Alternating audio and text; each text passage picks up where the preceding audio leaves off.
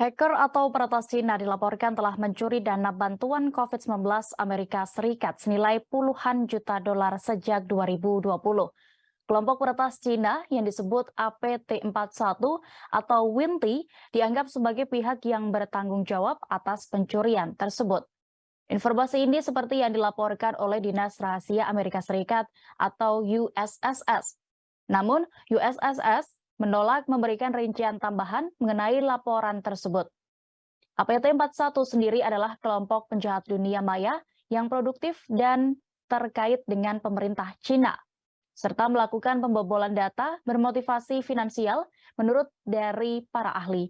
Beberapa anggota grup peretas didakwa pada tahun 2019 dan 2020 oleh Departemen Kehakiman AS karena memata-matai lebih dari 100 perusahaan, termasuk perusahaan pengembangan perangkat lunak, penyedia telekomunikasi, perusahaan media sosial, dan pengembang video game. Dikutip Tribun News dari NBC News, APT41 mencuri setidaknya 20 juta dolar Amerika Serikat dana tunjangan bantuan sosial COVID-19, termasuk pinjaman administrasi bisnis kecil dan dana asuransi pengangguran di lebih dari selusin negara bagian Amerika Serikat. Pencurian dana oleh kelompok peretas yang berbasis di Chengdu, Cina itu merupakan aksi peretasan pandemi pertama yang terkait dengan penjahat dunia maya asing.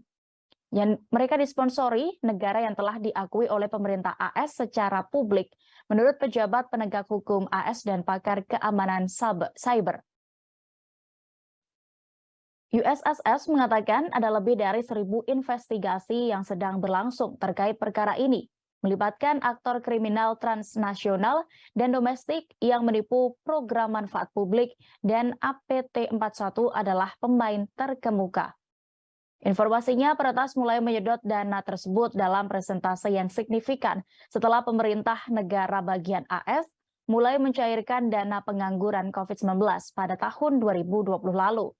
Kantor Inspektur Jenderal Departemen Tenaga Kerja Amerika Serikat melaporkan tingkat pembayaran yang tidak tepat sekira 20% untuk 872,5 miliar dolar Amerika Serikat dalam dana pengangguran pandemi federal, meskipun biaya sebenarnya dari penipuan tersebut kemungkinan lebih tinggi. Analisis mendalam dari 4 negara bagian menunjukkan 42,4% tunjangan pandemi dibayarkan secara tidak benar dalam 6 bulan pertama. Badan-badan di negara bagian di seluruh Amerika Serikat pun hingga kini terus berjuang melawan peretas dunia maya.